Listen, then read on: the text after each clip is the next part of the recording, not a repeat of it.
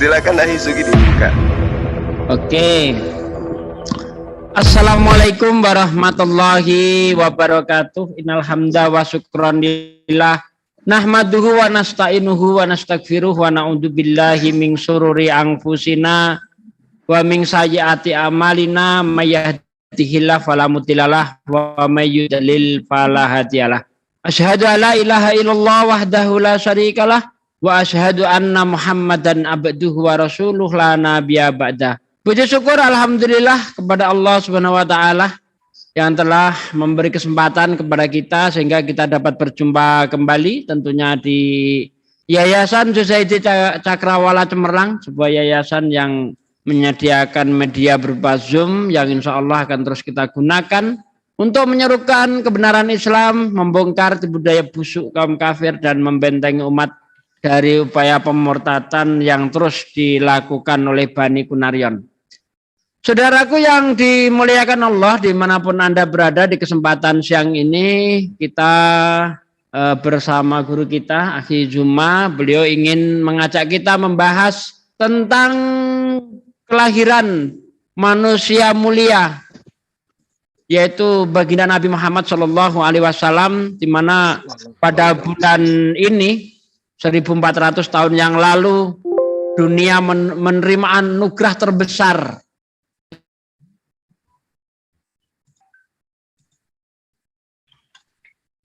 Taman Nabiin, penutup para nabi dan rahmat untuk seluruh alam.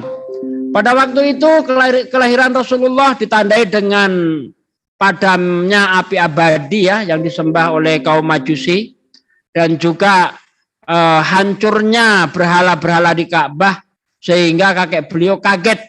Tetapi ketika menuju rumah anaknya Aminah ya, Siti Aminah, beliau terkaget karena rumahnya begitu terang, bercahaya. Ada apa ini?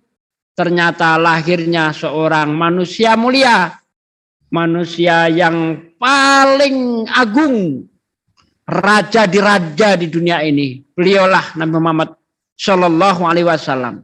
Dan sudah menjadi kewajiban kita untuk berterima kasih, bersyukur atas kehadiran beliau.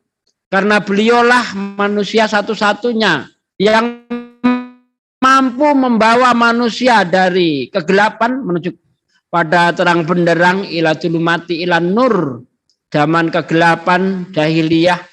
Padahal masa itu sudah ada Kristen di Mekah ratusan tahun sebelumnya, tapi Kristen tidak mampu merubah apapun di Mekah sana, enggak mampu.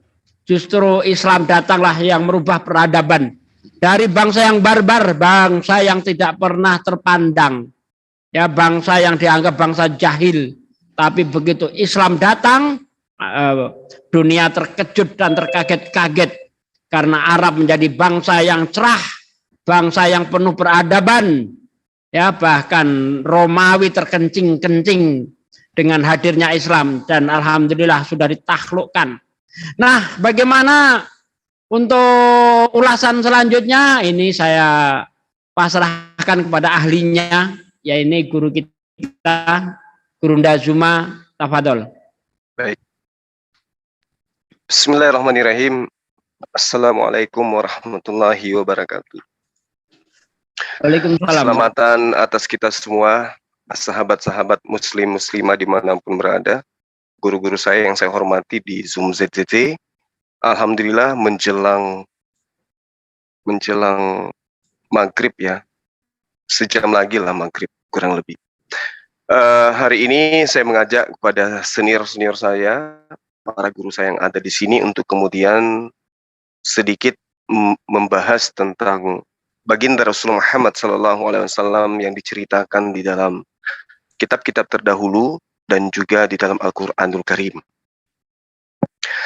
Sahabat yang dimuliakan oleh Allah, terkadang kemudian ketika kita berdialog dengan teman-teman kristolog Kristen terkait dengan nubuatan, mereka biasanya histeris ketika kita mengkaji nubuatan itu berasal dari kitab yang mereka punya, di mana kitab mereka itu mengandung banyak ajaran yang bersifat nubuatan yang memang tidak disebutkan nama Rasulullah Muhammad SAW, tapi cerita, kriteria, dan indikasi kuatnya itu semuanya mengarah kepada baginda Rasulullah Muhammad SAW. Namun terlebih dahulu, sahabat, mereka akan mengatakan, kenapa tidak menggunakan Al-Quran? Kenapa harus menggunakan kitab-kitab kami? Nah, oleh itulah kemudian mengawali pertemuan kita pada sore hari ini, saya ingin membacakan sebuah ayat suci Al-Quran dalam surah Ali Imran ayat 81. A'udzubillahi minasyaitonirrajim. Bismillahirrahmanirrahim. Wa iz ahzallahu midzaqa nabiyyina lama ataitukum min kitab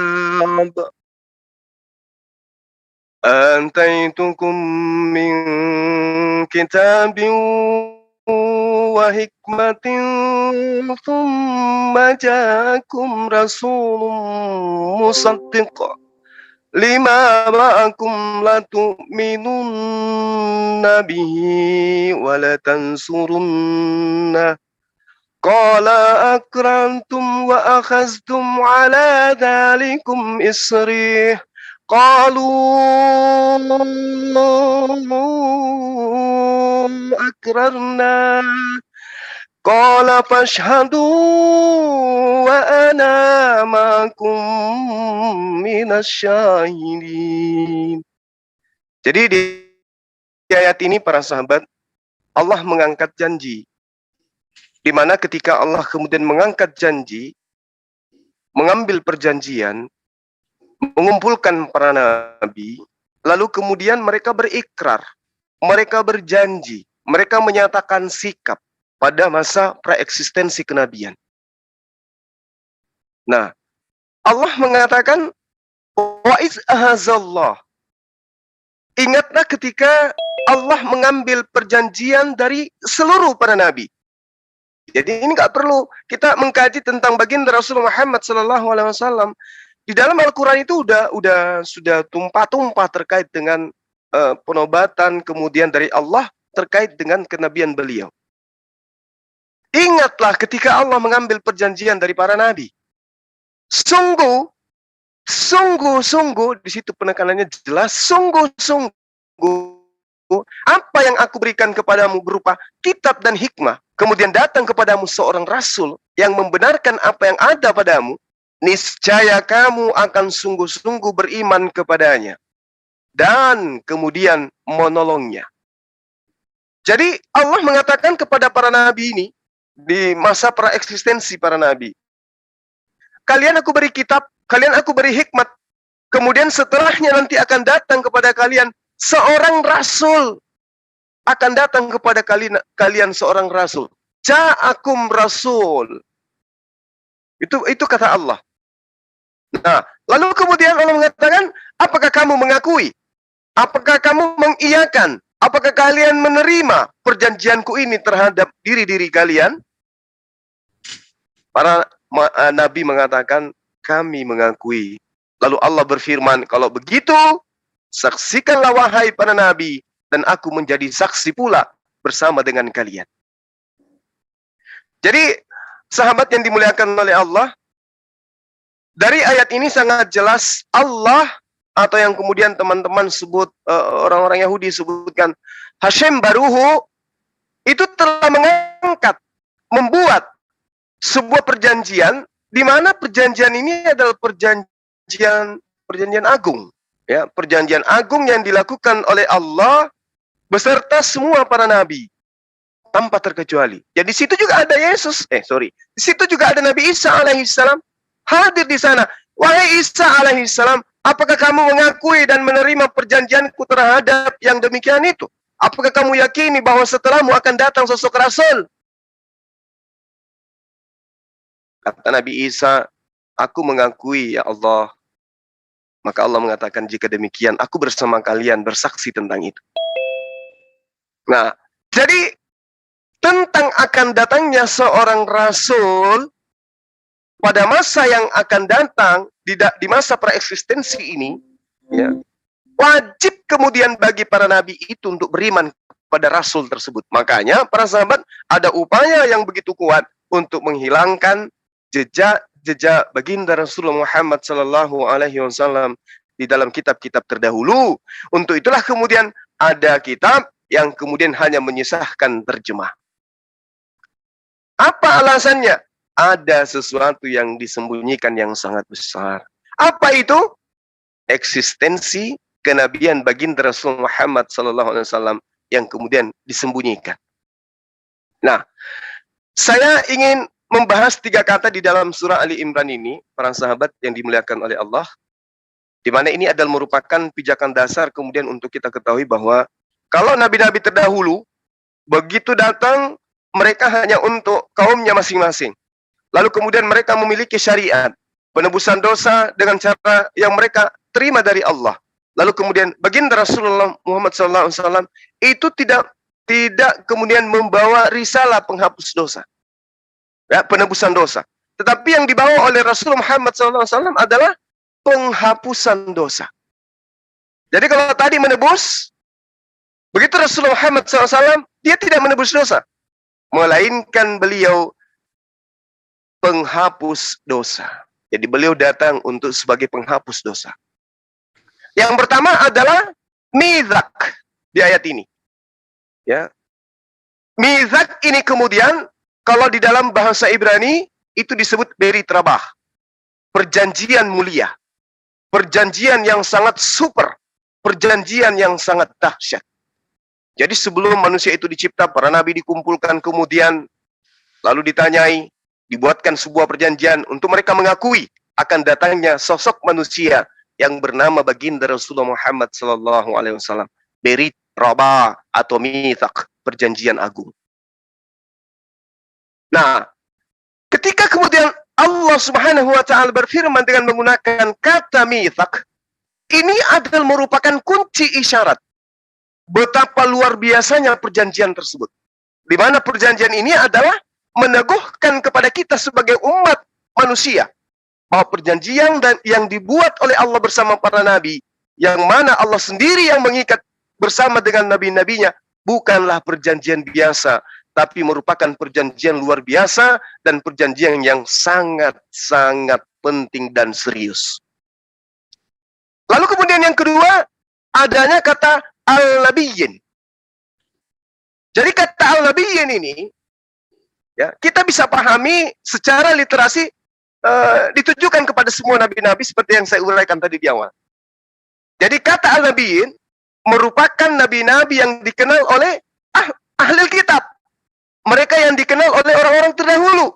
Inilah nabi-nabi ini yang kemudian diimani oleh umat Islam yang mengambil perjanjian bersama dengan Allah terkait dengan datangnya baginda Rasul Muhammad sallallahu alaihi wasallam. Mereka adalah orang yang duduk sebagai penulis sejarah akan adanya sosok nabi yang datang kepada mereka, yaitu baginda Rasulullah Muhammad sallallahu alaihi wasallam. Lalu kemudian yang ketiga, yang terakhir dari saya ya, teman-teman, sebelum kita lebih jauh, adanya kata yang digunakan dalam surah Ali Imran ini, kata rasul. Ra, sin, waw, lam.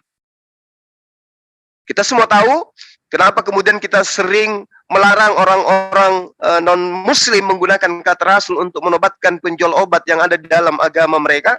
Itu dikarenakan karena kata rasul ini memang dikhususkan kepada orang-orang yang memang ditujukan kepada siapa kata rasul ini harus disandangkan.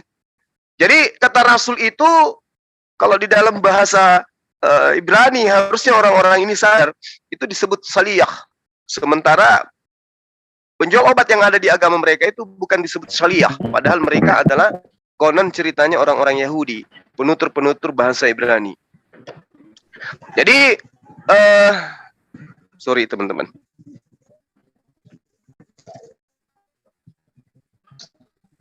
Maaf ya.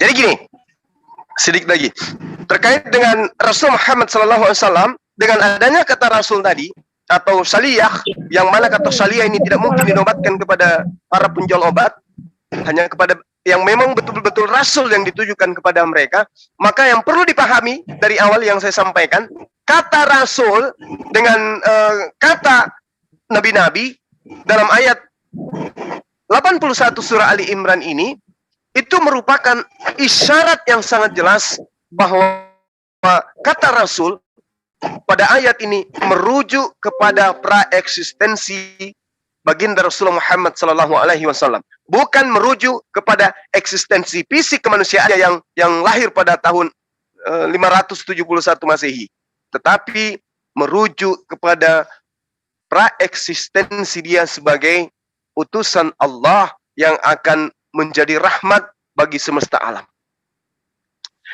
Saya kira begitu para sahabat untuk sementara dari saya.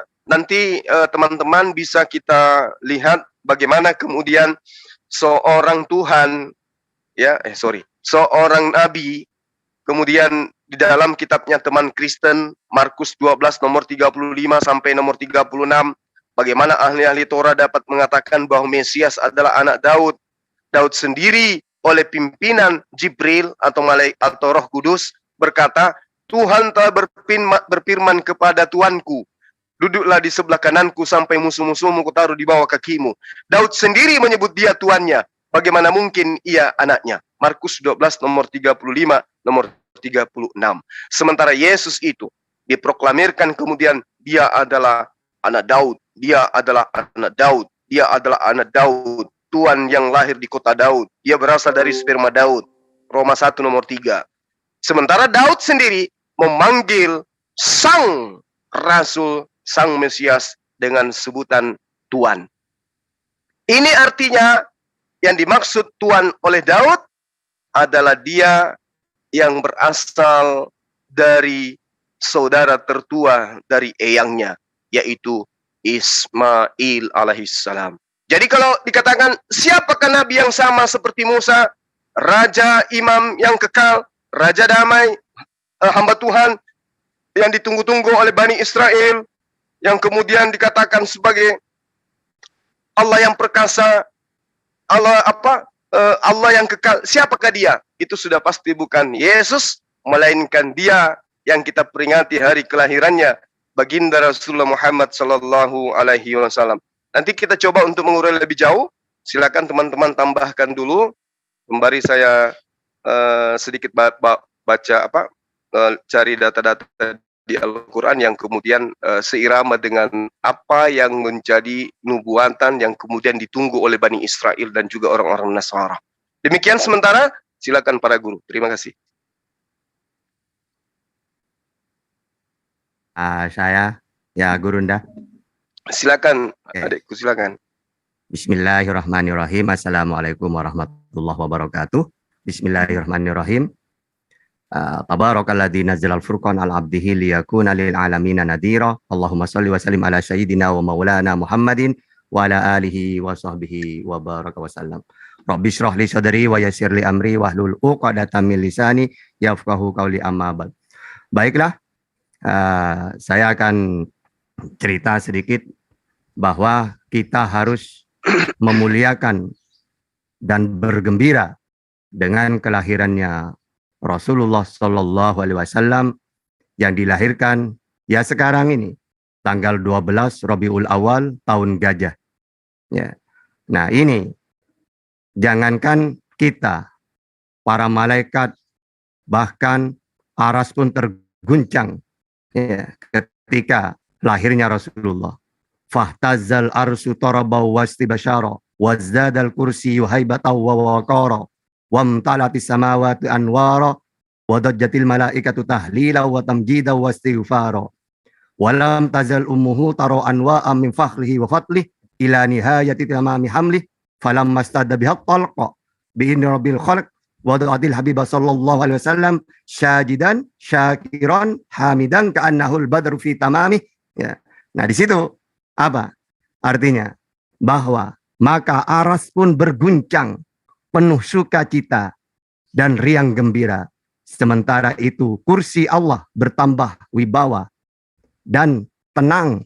Langit dipenuhi berjuta cahaya dan bergemuruhlah suara malaikat membaca tahlil, tamjid, ya, Maha suci Allah, segala puji bagi Allah.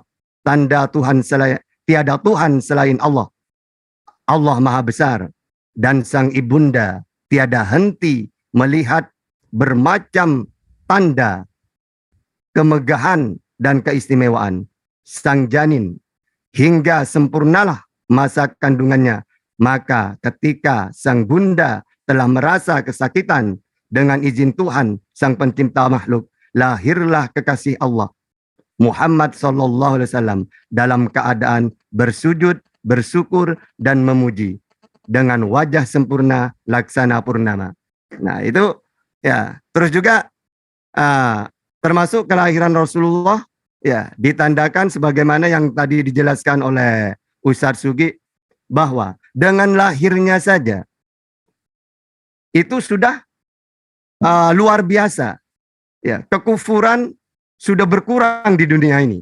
Makanya kalau kita baca hadis ya dari Abdullah bin Hisham, qala kunna ma'an nabiyya sallallahu alaihi wasallam wa huwa akhidun bi yadi Umar ibnu Khattab. Faqala lahu Umar, ya Rasulullah. Di sini hadis yang ini gini. Haddatsana Abu Yaman, haddatsana Su'aib ani Zuhri. Qala akhbarni Muhammad bin Jubair bin Mat'um. An abihi qala sami'tu Rasulullah sallallahu alaihi wasallam yaqul innali asma ana Muhammad wa ana Ahmad wa ana al-mahi alladhi yamhullahu bihil kufr wa ana al-hashir alladhi yuhsyarun nasu ala qadami wa ana al-aqib.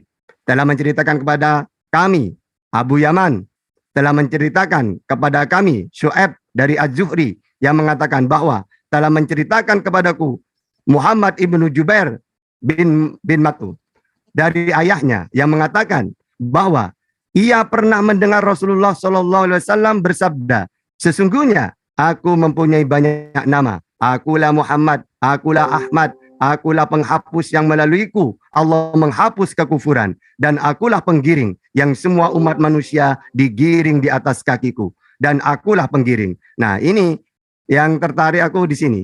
Akulah Ahmad, akulah penghapus yang melalui aku Allah menghapus kekufuran. Nah, ini kalau kita baca sejarahnya Rasulullah ketika beliau lahir, maka ada berhala terbesar di dunia sudah, yang puluhan tahun bahkan ratusan tahun tegak. Ketika Rasulullah lahir, tersungkur, hancur berhala itu. Nah, termasuk beliau lahir aja kekufuran, kemusyrikan sudah berkurang.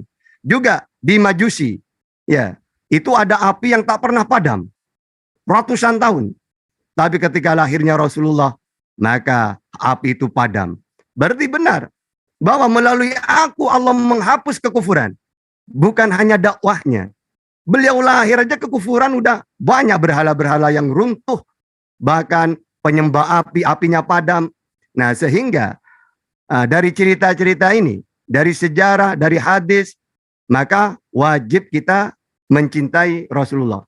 Dulu ada orang bertanya, ya Rasulullah, aku mencintai Allah. Nah, maka oleh Allah dibuktikan.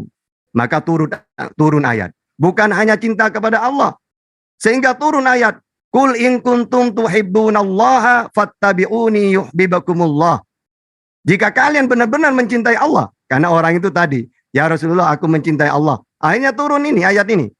Ya, ikutilah aku. Niscaya Allah mengasihi kalian. Berarti kalau mencintai Allah jangan cuma dengan mulut. Caranya cintai Rasulullah. Makanya saya istilahkan kepada janda ya. Janda itu biasanya kalau punya anak, dia tidak mau cari suami yang hanya cinta kepada ibunya saja. Saya mencari suami yang juga mencintai aku dan anakku. Percuma kalian mencintai aku kalau kalian tidak cinta kepada anakku. Nah, ini masuk akal. Makanya kalau kita cinta kepada Allah, Qul in kuntum tuhibbunallah fattabi'uni yuhibbukumullah. Cintai anaknya, niscaya ibunya kena. Itu logika yang sangat masuk akal. Ya, karena memang seperti itulah seorang ibu sangat mencintai anaknya. Sehingga begitulah kalau kita cinta kepada Allah. Ingat, Allah juga punya kekasih. Ya, yaitu makhluk yang paling mulia, yaitu Rasulullah Sallallahu Alaihi Wasallam. Juga Bahkan kenapa kok kita diwajibkan mencintai Rasulullah? Karena Sayyidina Umar pernah mengatakan, An Abdullah bin Hisham qala kunna ma'an Nabiy sallallahu alaihi wasallam wa huwa akhidun bi yadi Umar ibnu Khattab qala lahu Umar, ya Rasulullah, la anta habbu ilayya min kulli syai'in illa min nafsi. Faqala an-nabiy sallallahu alaihi wasallam, la walladhi nafsi biyadihi hatta akuna ahabba ilayka min nafsika. Faqala lahu Umar, fa innahu al-an wallahu la anta ahabbu ilayya min nafsi. Faqala an-nabiy sallallahu alaihi wasallam, al-an ya Umar. Abdullah bin Hisham menunturkan, kami pernah bersama Nabi sallallahu alaihi wasallam. Saat itu beliau menggandeng tangan Umar bin Khattab. Kemudian Umar berujar, ya Rasulullah, sungguh engkau lebih aku cintai dari segala-galanya selain diriku sendiri. Apa jawaban Rasulullah? Tidak. Demi zat yang jiwa berada di tangannya, hingga aku lebih engkau cintai daripada dirimu sendiri. Maka Umar berujar, berkata, sekarang demi Allah, engkau lebih aku cintai daripada diriku. Maka Nabi SAW bersabda, sekarang baru benar. Jadi apa? Kita itu, Umar saja, aku mencintaimu ya Rasulullah melebihi apapun kecuali diriku. Apa kata Rasulullah? Tidak. Bahkan melebihi dirimu. Akhirnya, demi Allah ya Rasulullah, mulai sekarang, aku mencintaimu melebihi apapun, termasuk diriku. Nah, ini baru benar. Juga dari Anas bin Malik radhiyallahu an Nabi sallallahu alaihi wasallam qala, salasun man kunna fihi wajada halawatal iman, man kana Allah wa rasuluhu ahabba ilaihi mimma siwahuma, wa man ahabba abdan la yuhibbuhu illa lillah azza wa jalla, wa man yakrahu ay yauda fil kufri ba'da idan id anqadahu Allahu minhu kama yakrahu ay yulqa finnar. Dari Anas bin Malik, dari Nabi sallallahu alaihi wasallam, beliau bersabda, 3 perkara yang apabila ada pada diri seorang, ia akan mendapatkan manisnya iman. Allah dan Rasulnya lebih dicintainya dari selain keduanya. Dan siapa yang bila mencintai seseorang, dia tidak mencintai orang itu kecuali karena Allah. Dan siapa yang benci kembali kepada kekufuran seperti dia benci bila dilempar ke neraka. Maksudnya apa di sini? Ya, bahwa memang kita itu seakan-akan ini diwajibkan mencintai Rasulullah itu. Jangan sampai ada cinta yang melebihi keduanya. Ya, makanya nanti ini hadis yang terakhir, ya. An Anas bin Malik anna rajulan qala ya Rasulullah mata sa'ah qala wa madha a'tadata lis-sa'ah qala la illa inni ahibbullah wa rasulah qala fa innaka ma'aman ahbabta qala Anas fama farihna bi syai'in ba'dal Islam farahana bi qauli Nabi sallallahu alaihi wasallam innaka ma'aman ahbabta. Ada seorang lelaki datang kepada Nabi lalu berkata, wahai Rasulullah, kapan hari kiamat? Kapan hari kiamat tiba?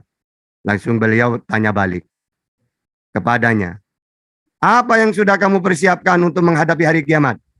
Hah? Ibaratkan gitu. Kok nanya hari kiamat? Emangnya persiapan kamu apa? Lelaki itu singkat jawabannya. Ya, apa jawabannya? Persiapanku tidak ada. Sholatku ya biasa-biasa saja ya Rasulullah. Puasaku juga gitu. Tapi aku cinta kepada Allah dan Rasulnya. Kemudian Rasulullah berkata, sesungguhnya engkau akan bersama orang yang engkau cintai. Jadi kita itu, makanya saya memberi saran kepada saudara-saudara semuanya. Jangan ngefan ke sesuatu yang tidak manfaat. Kita cinta kepada pemain sepak bola, artis, penyanyi, Hollywood, Bollywood, Korea semuanya. Ingat, kalian akan bersama dengan orang yang kalian cintai. Kalau yang kalian cinta itu ahli neraka, ya sudah, yang bersabar. Nanti kalian akan bersamanya.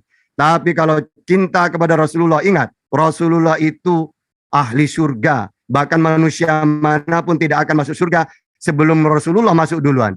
Kalau kita cinta kepada beliau, maka kulluman ma'aman ahbabta. Kulluman seseorang akan bersama dengan yang dia cintai. Makanya tadi orang Badui itu, apa persiapannya dia untuk menghadapi kiamat? Bukankah nanti ketika kiamat di akhirat, maka kita harus mempunyai amal-amal yang banyak. Ternyata orang ini cuma modal satu, yaitu cinta kepada Allah dan Rasulnya. Lalu Rasulullah mengatakan, seseorang akan bersama yang dia cintai. Berarti kita jangan ngefan ke sesuatu yang bukan ahli surga. Ya, apalagi artis-artis yang ahli neraka itu secara dohir ya, secara sekarang, kecuali mereka bertobat gitu ya. Ya mungkin itu saja inti dari apa yang kami sampaikan. Kita wajib mencintai Rasulullah ya, karena dengan cara, yaitu kata ulama, bagaimana caranya mencintai Rasulullah? Di antaranya Rasulullah itu melakukan apa saja. Rasulullah itu senang baca Quran, senang sholat duha, sholat malam, senang sodakoh, senang apa? Semua tauladan beliau. Ya, lakukan. Itu tanda-tandanya cinta kepada Rasulullah. Termasuk Rasulullah itu pendakwah. Bahkan yang paling dicintai oleh Rasulullah bukan orang ahli ibadah. Rasulullah ini terakhir ya, pernah Rasulullah berjalan, lalu ada orang ahli ibadah, banyak kumpul-kumpul, doa, baca istighfar, ya. Lalu apa kata Rasulullah? Mereka ini kalau dikabulkan doanya, maka mereka menerima kebaikan. Lalu Rasulullah meneruskan perjalanannya. Ada orang berdakwah, ya, banyak majelis ilmu lah. Lalu apa kata Rasulullah? Kalau orang kelompok ini pasti baik. Kalau tadi itu, kalau diterima doanya ya baik. Tapi kalau yang ini pasti baik. Karena majelis ilmu. Ya, karena orang majelis ilmu itu, kalau orang ahli ibadah, maka pahalanya ibadahnya untuk dirinya. Tapi kalau orang-orang pendakwah, pahalanya ya, manfaatnya bukan hanya untuk dirinya, tapi juga untuk orang lain, orang banyak. Makanya ketika kita berdakwah, kumpul-kumpul di Zoom manapun, menyuarakan li'ila'i kalimatillah, membesarkan ya kalimat Allah, ajarannya Rasulullah, maka ini yang luar biasa. Berarti khairukum ya, paling baiknya manusia adalah anfa'ahul linnas. Ya, paling baiknya orang itu yaitu orang yang berbuat baik, yang bermanfaat untuk orang lain. Itu paling baiknya manusia. Sehingga tujuan kita di Zoom, di WA, mulai dari FB dulu, itu tujuannya kita itu ingin menjadi orang yang terbaik. Ya, menurut Allah. Yaitu orang yang baik adalah orang yang bisa memberi manfaat untuk orang lain. Gitu ya. Mungkin itu saja Guru Ndajuma, Pak Amir, juga Ustadz Sugi dan yang lainnya. Monggo, silakan. Ya, silakan yang lain. Akhi Sugi. Oke. Yang lain? Baik, kalau nggak ada, kita sambil menunggu yang lain, teman-teman. Saya tambahkan sedikit terkait dengan Al-Quran. Tadi kita sudah sangat jelas ya, dari adik kita, guru kita, Ustadz Tahta, itu sudah memaparkan begitu jelas. Kemudian, seperti yang saya urai tadi, bahwa Rasulullah Muhammad SAW itu datang bukan sebagai penebus dosa, tetapi dia datang sebagai penghapus dosa.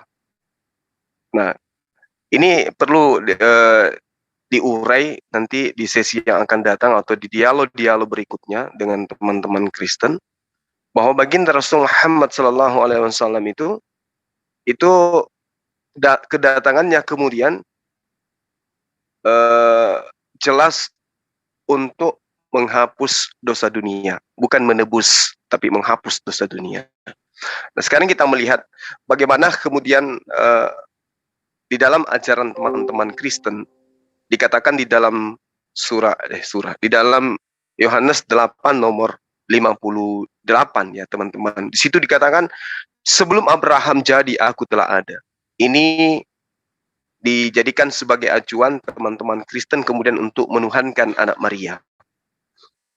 Jadi dikatakan di sini Yohanes ini berkata di dalam 858 ya, aku ada sebelum Abraham ada. Lalu kemudian di Yohanes 1 nomor 27 dikatakan, dialah yang datang sesudah aku, yang sudah ada sebelum aku. Nah, namun kemudian yang perlu dipahami di sini, Al-Quranul Karim dalam surah Al-Baqarah ayat 129, itu juga dikatakan bahwasanya sang rasul itu sudah ada sebelum Abraham ada. Surah Al-Baqarah ayat 129. Ya, di situ diterangkan begini, Bismillahirrahmanirrahim. Rabbana wab'ath fihim rasulam minhum yatlu alaihim ayatika wa yu'allimuhumul kitaba wal hikmah wa yuzakkihim innaka antal azizul hakim. Jadi di sini sangat jelas sudah disebutkan, ya Tuhan kami, utuslah di tengah mereka seorang rasul dari kalangan mereka sendiri yang akan membacakan kepada mereka ayat-ayat-Mu dan mengajarkan kitab dan hikmat kepada mereka dan mensucikan mereka. Sungguh Engkau lah yang maha perkasa lagi maha bijaksana. Ini siapa ini yang dimaksud? Yang dimaksud di sini adalah baginda Rasulullah Muhammad SAW. Jadi ayat ini diterangkan bahwa ketika Nabi Ibrahim dan Ismail kemudian membangun Baitullah, dia meminta kepada Allah, dia berharap kepada Allah agar Allah kemudian memberikan seorang rasul yang datang dari kalangan tempat di mana Baitullah itu didirikan. Siapa beliau? Inilah yang saya katakan tadi di awal di Ali Imran. Ya, bagaimana kemudian perjanjian agung itu diambil dan menubuatkan tentang akan datangnya seorang rasul, yaitu baginda Rasulullah Muhammad SAW. Bahkan kalau kita melihat di dalam surah As-Saffat, ya, As-Saffat ayat 6, sahabat-sahabat sekalian, di situ dikatakan bahwa sang rasul yang akan datang itu juga sudah ada sebelum daripada Yesus atau Isa alaihissalam. Inilah hebatnya Al-Quranul Karim. Jadi ketika dikatakan ada sebelum Abraham, juga dikatakan ada sebelum Nabi Isa alaihissalam. Siapa kira-kira ini sahabat yang dinubuatkan ini? Siapa kira-kira? Nabi yang kemudian diterangkan oleh Allah. Yang patut kemudian kita pahami bahwa kenabian Rasulullah Muhammad SAW itu sudah jauh sebelumnya dinubuatkan, diajarkan, disampaikan oleh para nabi-nabi terdahulu. Bahkan pada zaman praeksistensi para nabi, itu juga sudah diajarkan perjanjian agung yang sangat dahsyat, yang sangat penting diangkat oleh Allah. Inna zayyana sama'ad dunya bizinatil kawakib. Sesungguhnya kami telah menghias langit dunia yang terdekat dengan hiasan bintang-bintang. Itu pun kemudian para sahabat, yang dimaksud di sini adalah baginda Rasulullah Muhammad SAW itu di dalam Nur Muhammad dipersiapkan kemudian untuk menjadi penghias langit dan bumi. Ini yang perlu dipahami. Bagaimana kemudian takjubnya kita terhadap perjanjian Allah yang agung ini merujuk kepada baginda Rasulullah Muhammad SAW. Nah, lalu kemudian sahabat-sahabat yang dimuliakan oleh Allah, sedikit lagi saya tambahkan bahwasanya Rasulullah Muhammad SAW ini dikatakan sebagai penghapus dosa.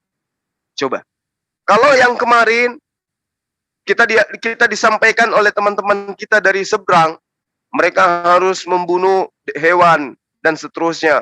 Bahkan mereka membunuh Tuhan mereka untuk menebus dosa mereka. Tapi kalau kita baginda Rasul Muhammad SAW dengan amalan-amalan yang diberikan kemudian sebagai petunjuk untuk kita melaksanakan peribadatan kepada pencipta langit dan bumi, petunjuk itulah yang kemudian menjadi penghapus dosa.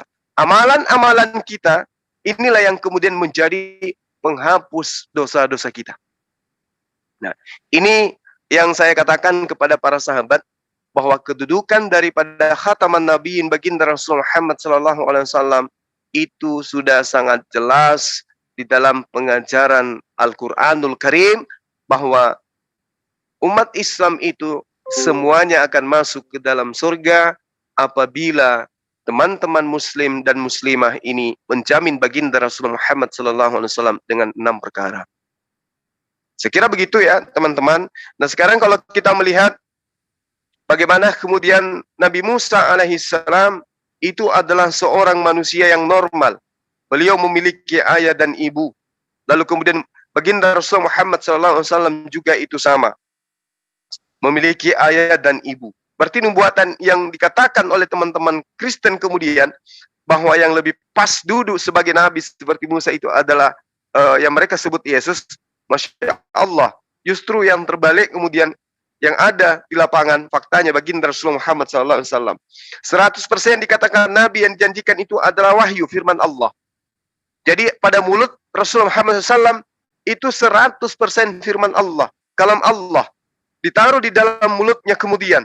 Dan apa yang terjadi, seluruh perkataan baginda Rasulullah Muhammad SAW nyata di dalam Al-Quranul Karim itu adalah wahyu, dan kita tidak bisa meragukan keberadaannya. Kita tidak bisa kemudian mengatakan, ini bukan wahyu, ini adalah hal yang diada-adakan kemudian. Ya, Al-Quran mengatakan, wa ma yantiqu anil hawa, dan tiadalah yang diucapkan dan tiadalah yang diucapkan itu melainkan daripada sesuatu yang bukan berasal dari keinginannya. Apa yang diucapkan berupa Al-Quran itu bukan berasal dari dirinya. Lalu dikatakan, in huwa illa wahyu yuha. Tidak lain Al-Quran itu adalah wahyu yang diwahyukan oleh Allah kepadanya. Ini sangat jelas kemudian ketika kita mengkaji Al-Quran itu lebih dalam. Allamahu sadidul quwa, yang diajarkan kepadanya oleh Jibril yang sangat kuat. Nah, ini data. Artinya ketika dinubuatkan bahwa firman Allah itu akan ditaruh di mulutnya, ini memenuhi syarat, ini memenuhi perkara yang kemudian dikatakan nubuatan oleh teman-teman. Lalu kemudian Rasulullah Muhammad SAW adalah nabi yang beberapa kali melakukan peperangan untuk menegakkan hukum-hukum di atas muka bumi ini. Sementara di dalam nubuatan yang ada di dalam kitabnya teman-teman Kristen, bila ada nabi palsu ngaku-ngaku sebagai yang dijanjikan, maka nabi tersebut itu akan mati secara mengenaskan. Puluhan perang yang dilakukan oleh Nabi Muhammad SAW, beliau diupayakan untuk dibunuh. Beliau diupayakan bagaimana caranya untuk segera dibinasakan. Namun baginda Rasulullah Muhammad SAW mampu membawa Islam sampai ke penghujung bumi dengan adanya janji Allah kepada dirinya yang dikatakan wa ma yantiqu anil hawa, dan tiadalah yang diucapkan itu Al-Quran itu menurut keinginannya sendiri. Artinya keberadaan Al-Quranul Karim yang dibawa oleh baginda Rasulullah Muhammad SAW harus disampaikan oleh Allah kepada seluruh umat manusia, sehingga Rasulullah Muhammad SAW segala langkah jejaknya, pergerakannya selalu dalam bimbingan Allah Subhanahu wa taala dan juga kesertaan Roh Kudus, yaitu malaikat Jibril. Kita melihat para sahabat bagaimana di dalam Ulangan 34 nomor 10, nabi yang dijanjikan itu sudah ada patokan kuncinya dari apa yang dikatakan di dalam kitabnya teman-teman Bani Israel, yang kemudian dikatakan tidak akan datang seorang nabi yang sama seperti Musa yang berasal dari Israel, tetapi harus dari bangsa lain. Tidak akan ada lagi nabi yang datang sama seperti Musa. Yang akan datang yang sama seperti Musa itu harus di luar Bani Israel. Sementara baginda Rasul Muhammad SAW itu nyata turun dari bangsa lain, di luar dari bangsa Israel, yaitu bangsa Ismail atau bangsa Aram. Subhanallah. Lalu kemudian sahabat-sahabat dikatakan dalam Mazmur 110 nomor 1, ya, dari segi garis keturunan, Mesias tidak akan turun dari bangsa Israel, tetapi dari saudara Israel yang lebih tua, sehingga dipanggil Tuan oleh Nabi Daud alaihissalam. Rasulullah Muhammad SAW turun dari saudara bangsa Israel yang lebih tua, yaitu bangsa Arab yang dituangkan, sehingga kemudian apa yang dituangkan di dalam Mazmur 110 nomor 1 itu bisa digenapi dengan datangnya keturunan dari kakak tertua bangsa lain di luar dari Israel, yaitu keturunan dari Bani Ismail yang adalah keturunan dari Nabi Ibrahim alaihissalam itu sendiri.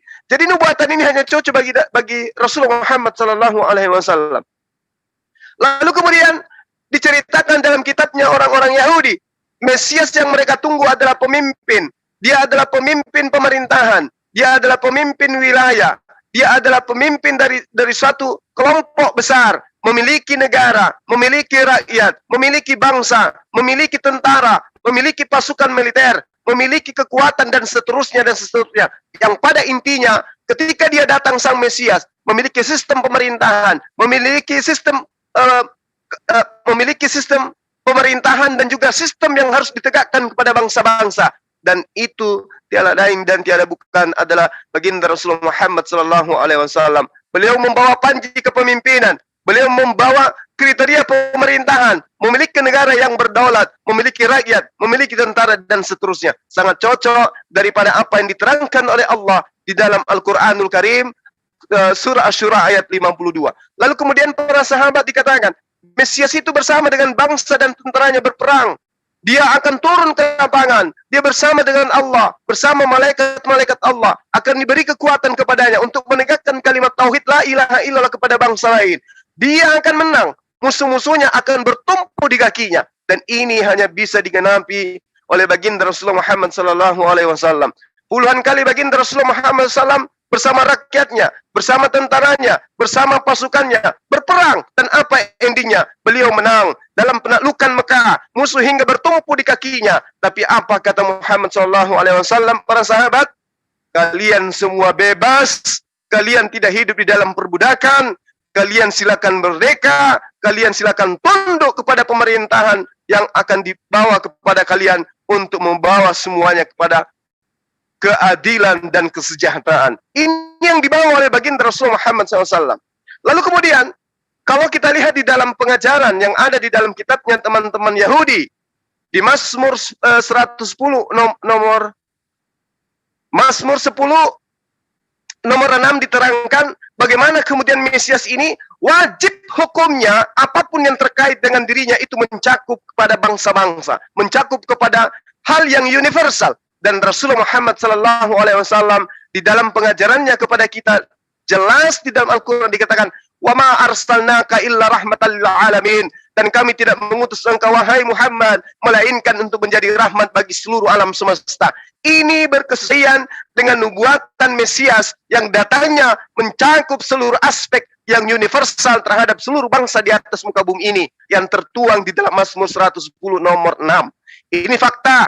Ini data, ini dalil, ini nggak bisa dipungkiri kemudian bahwa Mesias yang ditunggu itu adalah baginda Rasulullah Muhammad SAW. Lalu kemudian para sahabat, pada diri Mesias ini itu terdapat roh hikmat, terdapat roh pengertian, terdapat roh nasihat, terdapat roh keperkasaan, roh pengenalan, roh kesenangan. Dia akan takut kepada Allah. Dia tundukkan dirinya untuk takut kepada Allah. Ini diperhatikan oleh baginda Rasulullah Muhammad SAW. Dia adalah orang siddiq, dia adalah orang yang sangat jujur, dia adalah orang amanah, dia orang yang cerdas, dia orang yang adil, penuh pengertian, sangat pemalu tetapi perkasa, ibadahnya luar biasa, takutnya kepada Allah tak terhitungkan, sehingga semalam-malaman beliau bersujud kepada Allah, sehingga kakinya pun bengkak demi untuk beribadah kepada Tuhannya, karena rasa takut dan rasa syukurnya kepada Allah Subhanahu wa Ta'ala. Hanya beliau yang pantas kemudian duduk sebagai Mesias yang ditunggu-tunggu oleh dunia. Lalu kemudian para sahabat, Mesias yang ditunggu ini adalah Mesias yang dia akan dicari oleh suku-suku bangsa. Dia akan dijadikan sebagai oknum yang terpopuler di seluruh bangsa-bangsa. Meski semua manusia pun membencinya, tetap saja dia adalah terpopuler di antara seluruh makhluk yang bernama manusia. Diterangkan di dalam Yesaya 11 nomor 10, itulah dia adanya. Bahwasanya bangsa-bangsa akan memuji dirinya. Subhanallah, Al-Quranul Karim telah menerangkan kepada kita bagaimana kemudian Rasulullah Muhammad SAW diutus kepada seluruh manusia, seluruh bangsa, seluruh alam semesta. Qul ya ayuhan nas, inni rasulullahi ilaikum jami'a, alladzi lahu mulkus samawati wal ard, la ilaha illa huwal yuhyi wa yumit, fa aminu billah wa rasulin nabiyil ummin ladzina yu'minuna billah wa kalimatihi wattabi'uhu la'allakum tahtadun. Ini fakta di lapangan. Bagaimana kemudian seruan Allah melalui perantaraan baginda Rasulullah Muhammad SAW. Qul, katakan kepada seluruh manusia, wahai Muhammad, wahai manusia, sesungguhnya aku ini adalah Rasul Allah bagi kamu sekalian yang memiliki kerajaan langit dan bumi. Tidak ada Tuhan yang berhak disembah selain Dia yang menghidupkan dan mematikan. Maka berimanlah kalian semua kepada Allah dan kepada Rasulnya, yaitu Nabi yang ummi, Nabi yang ummi yang beriman kepada Allah dan kalimat-kalimatnya serta kitab-kitabnya. Ikutilah dia agar kamu mendapat petunjuk. Subhanallah. Ini yang diterangkan di dalam Yesaya 11 nomor 10. Lalu kemudian para sahabat, di dalam Yesaya 11 nomor 10 juga diterangkan bahwa tempat kediaman Sang Mesias adalah tempat yang dimuliakan, tempat yang diistimewakan, tempat yang dimakmurkan, tempat yang disejahterakan, dan itu hanya Mekah. Adanya di Mekah. Setiap tahun manusia berbondong-bondong, berjuta-juta manusia membawa diri kepada Mekah untuk kemudian beribadah kepada Allah. Ada jutaan orang di seluruh bangsa, seluruh suku, dari segala penjuru akan datang berhaji dan berumrah di tempat yang dimuliakan, di mana Yesaya 11 nomor 10 mengatakan, di sanalah tempat Mesias akan berdiam, tempat Mesias yang jadi tempat yang sangat mulia. Subhanallah. Lalu kemudian kawan-kawan, di dalam Yesaya 42 nomor 1 diterangkan, Mesias itu adalah hamba Allah. Kepadanya akan diberi roh hikmat. Dan ini yang diterangkan dalam Al-Quran surah Asy-Syura ayat 52. Bahwa Rasulullah Muhammad SAW adalah hamba Allah. Manusia biasa seperti kita. Tetapi dia diberi kemuliaan sebagai Rasul. Sebagaimana perjanjian agung yang dijanjikan oleh Allah bersama para nabi di pra eksistensinya. Bahwa dia adalah Rasul yang diutus pada seluruh umat manusia. Lalu kemudian di data yang sama, Yesaya 42 nomor 1 juga diterangkan, Mesias ini akan menyatakan hukum-hukum kepada seluruh bangsa-bangsa yang ada di atas muka bumi. Subhanallah. Baginda Rasul Muhammad SAW menyatakan hukum-hukum kepada seluruh manusia, kepada seluruh bangsa di atas muka bumi ini. Sekiranya mungkin seluruh bangsa, seluruh negara, segala pemerintahan yang ada di atas muka bumi ini ingin menjadikan sistem Al-Quran sebagai sistem pemerintahan, maka asas Islam pun itu berlaku tanpa cacat, tanpa noda. Maka semua orang akan mengatakan bahwa apa yang dibawa oleh baginda Rasul Muhammad SAW adalah sebuah sistem kenegaraan pemerintahan yang kemudian bisa teraplikasi dengan pemerintahan yang model manapun.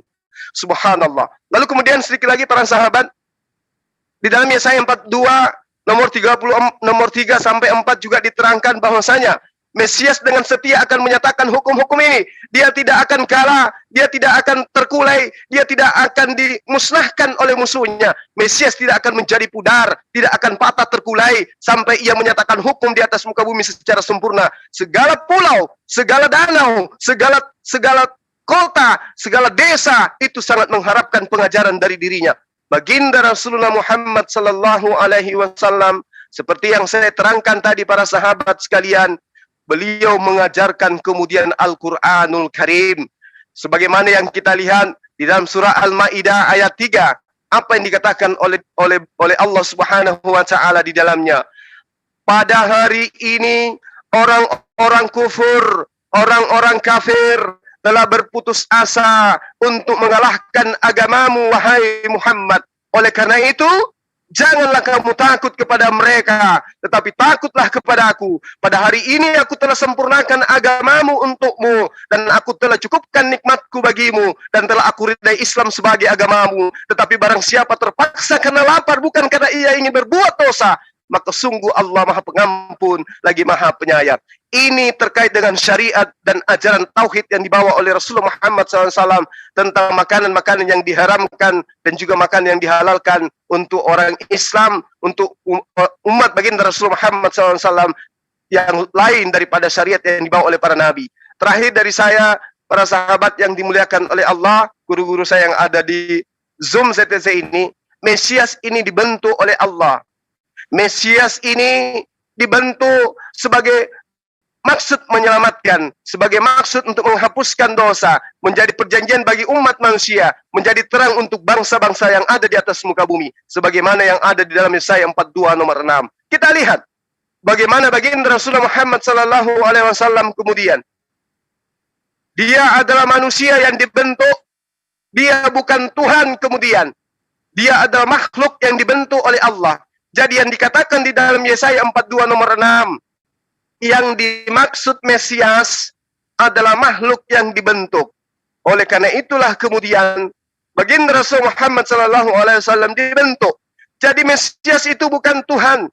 Mesias itu adalah manusia karena dia dibentuk berdasarkan Yesaya 42 nomor 6. Yang di seberang sana yang menyembah Mesias, yang nyata-nyata dikatakan di dalam Yesaya 42 nomor 6, Mesias itu adalah makhluk yang dibentuk, maka celakalah mereka karena mereka menyembah sesuatu yang dibentuk oleh Allah yang kemudian disebut sebagai Mesias. Mesias itu dibentuk, sementara Tuhan tidak dibentuk. Yesaya 43 nomor 10. Engkaulah saksi-saksiku, Tidak ada Tuhan yang dibentuk sebelum aku, dan tidak ada Tuhan yang dibentuk setelahku. Jadi Mesias yang dibentuk itu bukanlah Tuhan. Mesias yang dibentuk itu bukanlah pencipta langit dan bumi. Rasulullah Muhammad SAW adalah makhluk yang dibentuk, makhluk yang diciptakan dalam bentukan yang paling mulia, dalam bentukan yang paling sempurna. Saya kira begitu dari saya, teman-teman sekalian.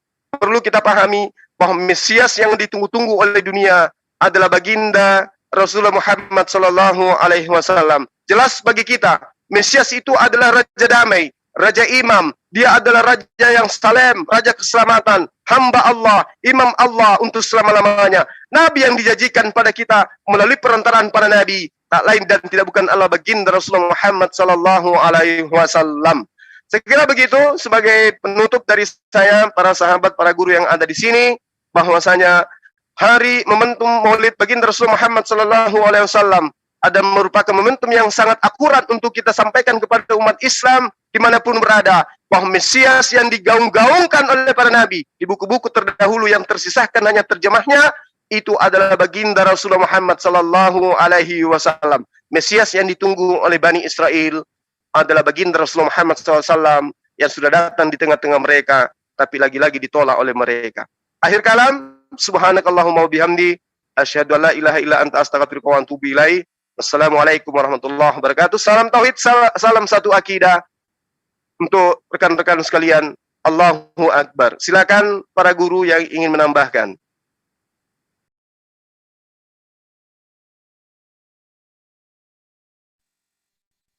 Ahisugi masih ada monitor?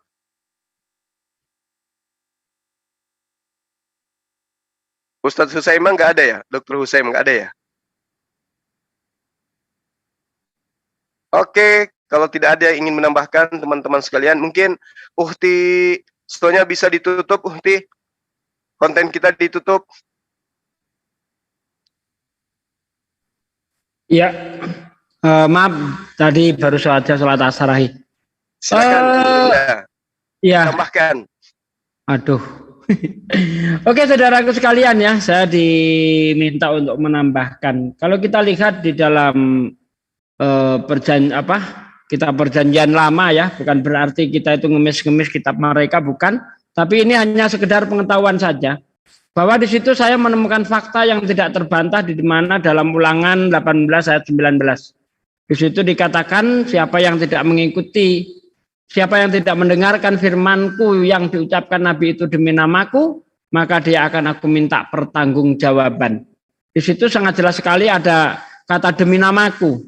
Jadi Nabi tersebut ketika akan menyampaikan firman Tuhan didahului dengan nama Tuhan dalam bahasa Arab Bismillah.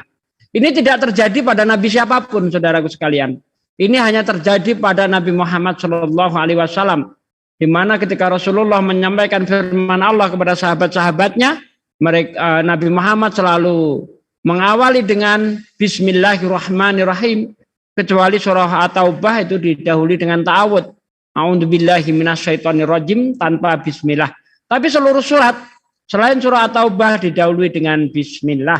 Dan kalau kita baca di dalam kitab orang Kristen ya, baik dari perjanjian lama sampai perjanjian baru, tidak ada satu nabi pun yang mengucapkan demi nama Tuhan ketika menyampaikan firman Tuhan. Padahal ayatnya sangat jelas. Siapa yang tidak mendengarkan firmanku yang diucapkan Nabi itu, maka aku akan menuntut ya pertanggungjawaban. Ini ancaman Tuhan nih ya, saudaraku sekalian. Apakah Anda tidak merasa ngeri kalau Tuhan sudah mengancam seperti itu? Padahal dengan sangat jelas akan menuntut balas. Ya, Tuhan akan menuntut balas terhadap orang-orang yang ingkar terhadap Nabi yang ketika menyampaikan firman Tuhan didahului dengan bismillah. Nah, itu saudaraku sekalian. Saya kira itu saja penambahan dari saya karena sudah lengkap sekali tadi yang disampaikan oleh guru saya Akhi Zuma ya. Mungkin Ustaz Tata mau menambah? Monggo sebelum ditutup. Ustaz Tata. Ini Bang Andi ini masuk. Ya. Salatullah, salamullah على طه رسول الله صلاة الله سلام الله على ياسين حبيب الله والسلام بسم الله وبالهادي رسول الله وكل مجاهد لله بأهل البدر يا الله صلاة الله سلام الله على طه رسول الله صلاة الله سلام الله على ياسين حبيب الله. Ada lagi yang mau menambahkan? Merdu banget suara Bang Juma ya teman-teman. Tergantung kopinya campur masako atau tidak. Ada yang mau menambahkan? Mungkin Bang Handi nih baru masuk Bang Handi. Tambahkan Bang Handi. Temanya Maulidan. Kalau saya sih menambahkan aja begini. Yang sudah ya sudahlah, nggak usah dipikirkan. Allahu Akbar. Maksudnya ya semangat lah. Maulid itu dengan maulud itu berbeda. Kalau maulid itu hari lahirnya. Kalau maulud itu bayinya. Apa yang mau dipetik maulud dan maulid ini adalah ya bahwa dengan adanya Nabi Muhammad SAW di muka bumi berarti membawa pencerahan, membawa nur, membawa cahaya bagi orang-orang yang beriman. Makanya itu celakalah orang yang tidak mau mengikuti cahaya itu. Cahaya itu ada di mana? Ya ada di Al-Quran yang diterima oleh Nabi Muhammad SAW melalui perantara malaikat Jibril. Terus penjelasannya yang lebih komplit di mana? Yaitu ada hadis. Mari kita belajar sirah nabawiyah, lebih giat, begitu. Intinya adalah dimanapun kita berada harus mencontohkan sikap Nabi Muhammad SAW. Kalau Anda berdaganglah yang jujur. Kalau Anda jadi PNS, jangan korupsi. Kalau jadi polisi, jadilah pelayan masyarakat. Kalau jadi jaksa, nuntutlah orang sebagaimana yang diamanatkan sesuai dengan janji, sesuai dengan sumpah. Begitu juga jadi pengacara, begitu juga jadi konten kreator. Di mana pun kita berada. Masya Allah, luar biasa Bang Handi. Sekalian aja ditutup Bang Handi. Oh, saya suruh nutup nih. Iya. Ya janganlah. Apa ada Sugi lah yang nutup, saya orang baru nyampe. Iya, baik. Iya baik. Silakan Guru Ndasugi, kita di penghujung acara. Sini mau maghrib soalnya. Nanti malam kita jumpa lagi. Oke, terima kasih guruku. Demikian tadi saudaraku sekalian sudah kita dengarkan paparan gurunda kita Akhi Juma yang panjang lebar baik dari dalilnya diambil dari Quran, hadis dan kitabnya orang Kristen ya. Subhanallah, ternyata Rasulullah ini adalah nabi yang dijanjikan dan fakta tidak terbantah karena tidak ada manusia yang bisa membawa manusia ke dalam kebenaran dengan menyeluruh kecuali baginda Nabi Muhammad Shallallahu Alaihi Wasallam. Ini bukan hanya hoak, ini fakta ya, fakta. Apa faktanya? Faktanya bangsa Arab, bangsa yang barbar, bangsa yang tidak mengenal Tuhan. Setelah datangnya Rasulullah, mereka menjadi manusia-manusia yang mulia. Yang tadinya manusia yang penuh dengan perbuatan maksiat, berzina, mabuk, ya berjudi. Judinya nggak kayak manusia sekarang. Kalau zaman dulu, ya perempuan hamil dijadikan taruhan. Itu anaknya laki-laki atau perempuan. Nah, untuk membuktikannya dibedel itu perut perempuan itu sebelum datangnya Rasulullah. Tapi setelah datang Rasulullah semuanya itu hilang, perbudakan hilang, maksiat hilang. Karena dialah manusia yang dijanjikan yang akan merubah keadaan dunia yang dari keadaan jahiliyah menjadi zaman yang terang benderang. Semoga kita menjadi umatnya hingga akhir hayat, ya, sebagaimana yang diamanatkan oleh Allah Subhanahu wa taala dalam Al-Qur'an, ya ayyuhalladzina amanu ittaqullaha haqqa tuqatih wa la tamutunna illa wa antum muslimun. Hai orang-orang yang beriman, bertakwalah kamu kepada Allah dengan sebenar-benarnya takwa, dan janganlah kamu mati kecuali dalam keadaan beragama Islam. Demikian saudaraku, semoga bermanfaat apa yang disampaikan oleh gurunda kita, dan ada ilmu yang bisa kita petik. Untuk afdalnya kita tutup dengan kifaratul majlis. Subhanaka Allahumma wa bihamdika asyhadu alla ilaha illa anta astaghfiruka wa atubu ilaik. Wassalamualaikum warahmatullahi wabarakatuh. Waalaikumsalam. Waalaikumsalam.